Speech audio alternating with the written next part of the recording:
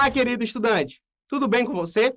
Sou o professor Igor Chicoletti e o meu sinal na comunidade surda é esse. Bem-vindo ao projeto Aprender Além da Escola, do Centro de Mídias e Tecnologias Educacionais da CEMED Manaus. Nosso conteúdo de hoje é Sistema de Medidas. Vamos aprender sobre comprimento, massa e capacidade. Vamos lá para a nossa hora de aprender. Na aula de hoje, faremos algumas comparações de diferentes medidas. Antigamente, as pessoas usavam o próprio corpo para criar suas próprias medidas. Atualmente, o palmo ainda é utilizado em medições caseiras. Medimos pela distância em linha reta do polegar até o dedo mindinho. A origem da polegada está ligada à utilização do próprio polegar. Ela é baseada na largura entre a base da unha e a ponta do dedo. Uma polegada é equivalente a 2,54 centímetros. Outra unidade de medida usada antigamente era o passo. Nesse caso, usava-se o pé ou a sola do pé de um homem para fazer a medição, que equivalia a 12 polegadas, ou seja, 30,48 centímetros, de uma distância para outra. Estudar grandeza e medidas é importante para o conhecimento prático de todos nós. Vamos entender que tudo aquilo que se pode medir em um objeto ou contar numa coleção é chamado de grandeza. Medir significa comparar grandezas de mesma natureza, mesma espécie. Por exemplo, 2 comprimentos ou 2 volumes, como nas receitas culinárias e nas aplicações de medicamentos. Então, podemos dizer que grandeza é tudo que pode ser medido, contado. As grandezas podem ter medidas aumentadas ou diminuídas. Alguns exemplos de grandezas são o volume, a massa, o comprimento, a velocidade e o tempo.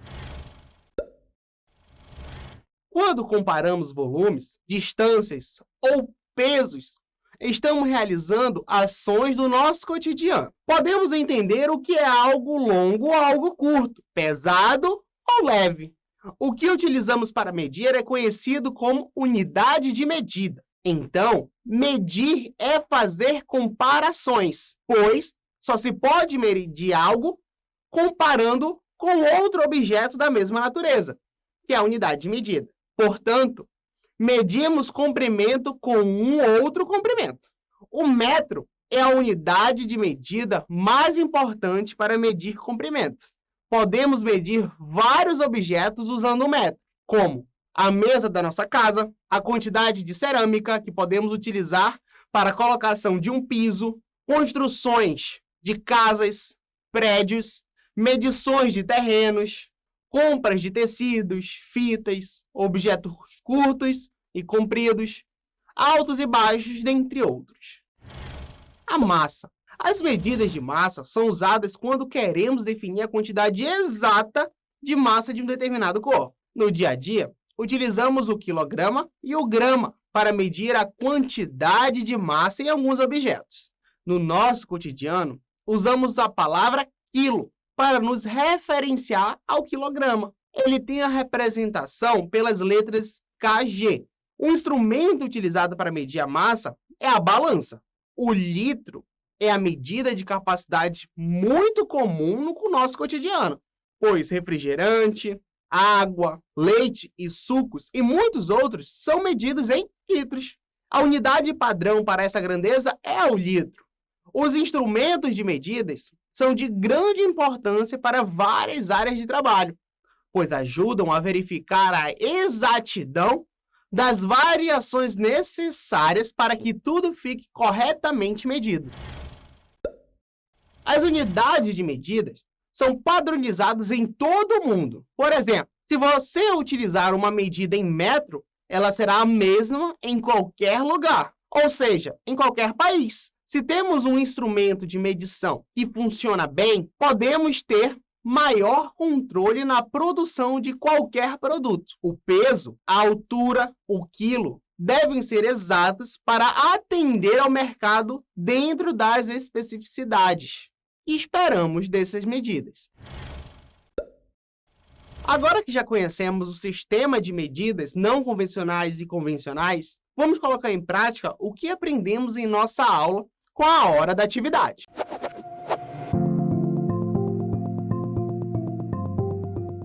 Atividade 1. Escreva o nome das figuras que representam as medidas não convencionais. A primeira figura é a imagem de uma mão. A segunda figura é a imagem de uma pessoa andando. Vou dar um tempo para vocês resolverem essa. Tempo na tela.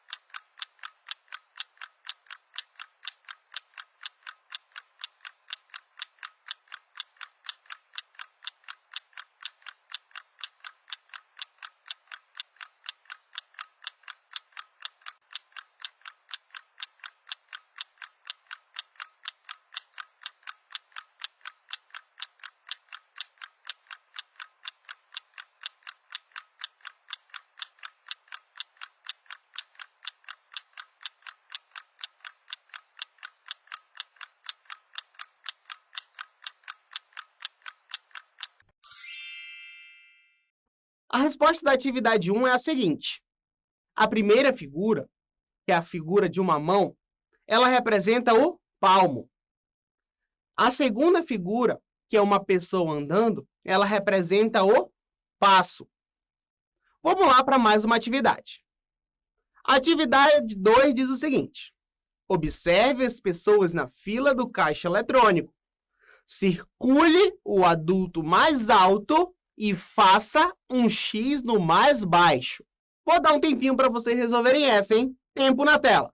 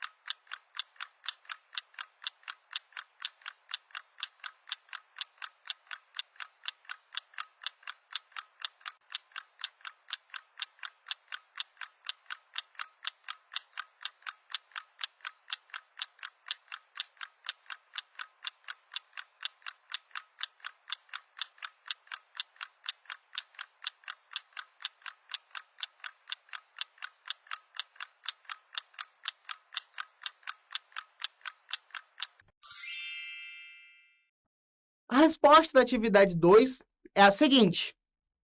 Vamos circular o adulto mais alto, que é o adulto que está com a camisa amarela. É o terceiro da fila. E o adulto mais baixo, que vamos representar com a letra X, é o adulto que está logo atrás. Essa senhorinha aí de saia azul e camisa vermelha. Vamos para mais uma atividade da nossa aula de hoje. Atividade 3 diz o seguinte. Ao fazer compras, quais produtos podemos adquirir usando as medidas de metro, quilo e litro? Preencha o quadro com as palavras abaixo, que são carne, tecido, óleo, farinha, corda, tucupi e peixe. Tempo na tela.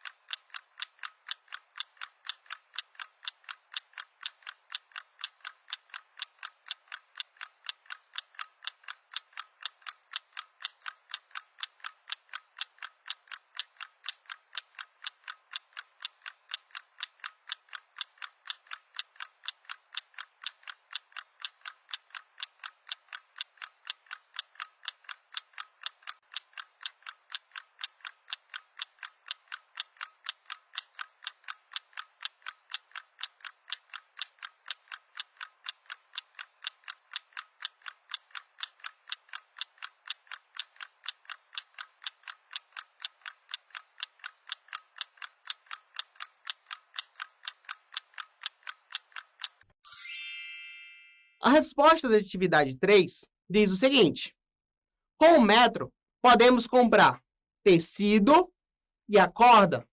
Com o quilograma, podemos comprar carne e farinha. E por litro, podemos comprar o tucupi e o óleo. Agora que já realizamos nossa atividade, vamos lembrar um pouco do que aprendemos na aula de hoje. Chegou a hora da revisão.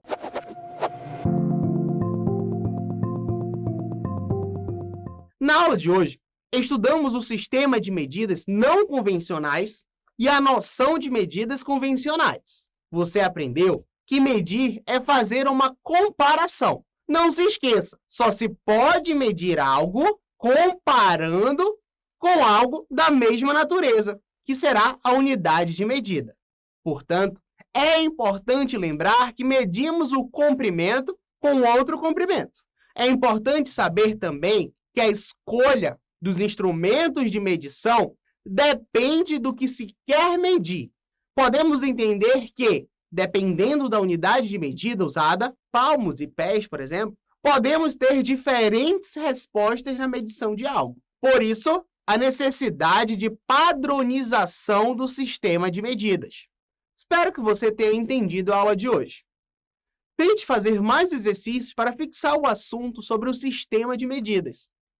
Acompanhe as redes sociais do Sintedes, pelo Facebook e Instagram.